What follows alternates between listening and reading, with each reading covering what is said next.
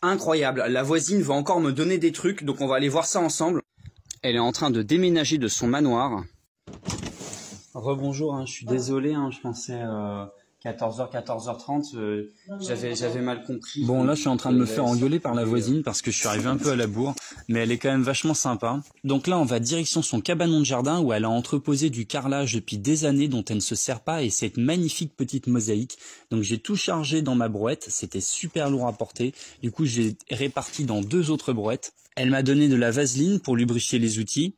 Elle m'a donné cet objet historique qui est un clou de mai 65, un clou dans les rues de Paris. Et puis cet étrange objet, je ne sais pas exactement ce que c'est. Si vous avez des idées en commentaire, dites-moi. Et puis tout un tas de petites quincailleries. Ces magnifiques bandeaux LED qui va pouvoir se brancher sur une batterie en 12 volts, ça va être super joli. Des petites multiprises que je devrais pouvoir adapter en 12 volts. Ces magnifiques flacons d'encre qui valent une petite fortune. Je les ai offerts à Noël à un ami à moi qui fait du dessin. Et cette lampe absolument sublime. Incroyable, ma voisine me donne plein de choses dans son vieux manoir. En effet, elle va bientôt déménager, donc du coup elle m'a donné ces grosses cantinières et elles sont remplies d'objets. On va regarder tout ça ensemble. Il y a aussi ce magnifique rocking chair et cette grosse boîte grise. C'est rempli de vieilleries, j'ai l'impression que dans une brocante, mais en gratuit. On va commencer par cette boîte-là que j'ai eu un petit peu de mal à ouvrir et en l'ouvrant, je crois bien deviner ce que c'est. Ce sont des enceintes, en vérité c'est un tourne-disque vinyle vintage. On continue à regarder ce qu'il y a dedans et là on a énormément de vinyle. Alors c'est surtout de la musique classique, mais bon franchement c'est pas trop mal non plus. Je sais pas ce que ça vaut, mais moi je vais les garder pour moi. Dans les autres cantines, il y avait de la vaisselle, plein de vaisselle. Alors c'est pas forcément du grand luxe, mais bon pour moi c'est plutôt chouette. Qu'est-ce que vous en pensez? Dites-moi si vous en trouvez des jolies. Si j'ai trop de vaisselle, peut-être que je les mettrai sur Vinted, mais on verra ça plus tard. Une grille pour mettre devant les cheminées. Déjà, rien que les cantines, je crois qu'elles ont de la valeur, je sais pas trop ce que vous en pensez. Il y avait aussi toutes sortes d'objets étranges, comme ça par exemple. Il y avait également plein de petits trucs, des bouquins, de la quincaillerie, et cette magnifique lampe à pétrole. Les livres qu'elle a voulu me donner, c'était vraiment en lien avec le jardinage, elle est trop gentille. Ça, ce sont des graines de rose trémière que son mari décédé avait ramassées. Et puis elle m'a donné aussi ce magnifique meuble et cette pendule dont je ne saurais trop quoi dire. Elle m'a aussi donné de la faïence et du carrelage qui me serviront par exemple pour faire ma future salle de bain, comme ça je pourrais penser à elle jusque sous la douche. Je suis rentré chez des gens, j'ai frappé directement à leur porte. L'objectif c'est de récupérer cette fenêtre. Ils me l'ont gentiment donnée, du coup je l'ai chargée dans ma voiture. Bon ici il y a des choses assez sympas à récupérer. Là il y a du bois très très long. Je vais vous montrer tout ce que j'ai pu récupérer aujourd'hui, vous allez halluciner.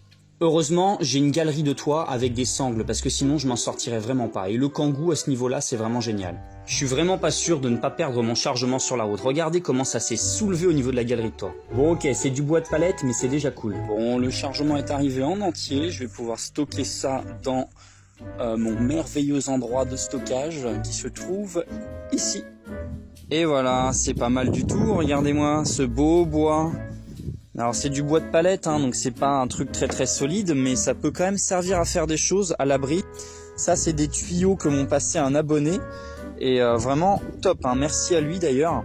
Je m'en servirai pour faire de l'irrigation, ou alors je couperai les tuyaux en deux pour faire des gouttières tout simplement. Et là, une jolie porte vitrée qu'on a récupérée ensemble tout à l'heure, avec un petit peu de parquet derrière, bon pas grand chose aujourd'hui. Encore une cartouche de silicone à peine entamée. Je les collectionne, comme ça le jour où j'ai besoin de silicone, j'en ai toutes les sortes. Quand tu fais plein de récup comme ça devient très vite une déchetterie chez toi. C'est pour ça que l'organisation c'est vraiment important. Donc du coup, j'ai été contacté par un abonné et il veut me donner des tonneaux. Ce genre de tonneaux. Alors le problème c'est que dans les tonneaux rouges, il y avait des produits chimiques et dans les tonneaux bleus, il y a des produits corrosifs. Alors faudrait voir ce que c'est, mais ça c'est peut-être pas trop dangereux si c'est bien rincé. Donc apparemment de l'éthanol et le reste je sais pas trop ce que c'est. Et donc dans les roues du diphénylamine machin truc bidule, ça a pas l'air très cool.